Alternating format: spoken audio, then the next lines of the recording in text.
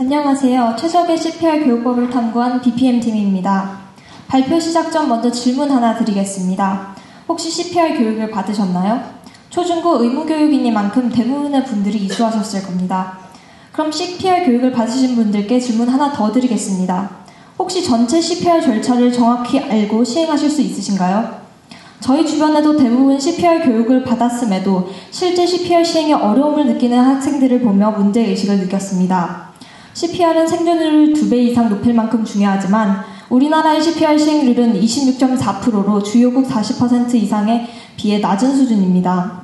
이러한 낮은 이해도와 시행률의 원인으로 다양한 교육 방식과 그로 인해 발생하는 시행 시의 어려움에 주목했습니다. 교내 CPR 시행 능력 조사인 1차 설문조사에서 CPR을 바르게 이행할 수 없다는 학생 과반수가 CPR 미숙함을 원인으로 꼽았고 이에 기존 교육법의 개선이 필요하다고 판단했습니다.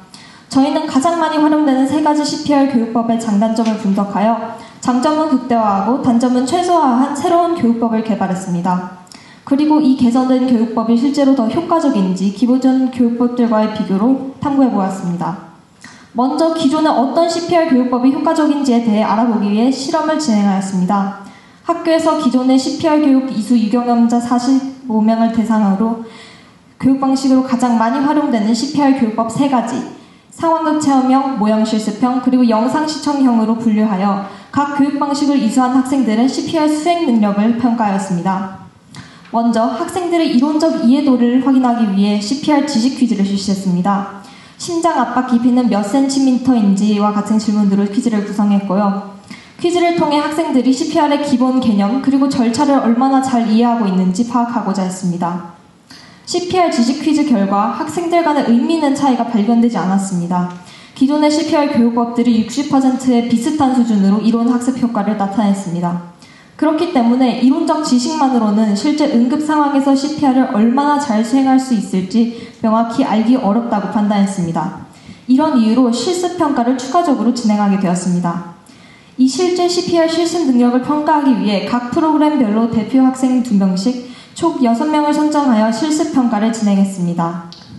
실습평가는 실제와 유사한 환경을 설정한 뒤 학생들이 적절한 순서와 정확한 압박, 속도로 심폐소생술을 진행하는지를 관찰하여 정확도, 참여의지, 상황 대처 능력 이 3가지 항목으로 나누어 각각 5점 만점으로 평가하였습니다. 3가지 평가 항목에서 교육 방식별 강점과 약점을 한눈에 비교하기 위해 면적과 꼭지점으로 교육의 우수성을 직관적으로 보여주는 삼각형 레이더 차트를 활용하였습니다. 15점 만점으로 총점을 산출해본 결과 모형 실습형이 12점으로 가장 우수한 성적을 내보였습니다. CPR 수행 능력 평가를 통해 알게 된 각 교육법의 강점과 전반적 우수성을 고려해 영상 시청형 10%, 상황극 체험형 20%, 그리고 모형 실습형 70%의 비율로 구성된 2시간짜리 개선된 CPR 교육법을 구상하였습니다. 그리고 앞서 설계한 CPR 수행 능력 평가 방식을 사용해 개선된 교육 방식의 효과를 분석하였습니다. 총점 간의 차이를 효과적으로 시각하기 위해 점수를 원 크기에 비례하는 그래프를 사용하였습니다. 각 평가 항목에서 최고점을 기록한 기존 교육 방식들과 개선된 교육 방식의 점수를 비교해본 결과 모든 항목에서 개선된 교육 방식이 더 우수한 성적을 나타냈으며 총 13.8점으로 앞서 12점을 기록하였던 모형 실습형보다 훨씬 더 효과적임을 확인하였습니다. 저희는 이번 탐구를 수행하며 크게 3가지의 한계점을 발견하였습니다. 첫째, CPR 수행의 효과성을 평가하는 과정에서 점수를 매길 때 연구자의 주관적인 판단이 일부 반영될 수 있다는 점입니다. 둘째, 비교적 적은 인원만을 대상으로 조사를 진행했기 때문에 더 많은 사람들을 대상으로 한 조사가 이루어졌다면 결과의 신뢰성을 훨씬 더 높일 수 있었을 것입니다.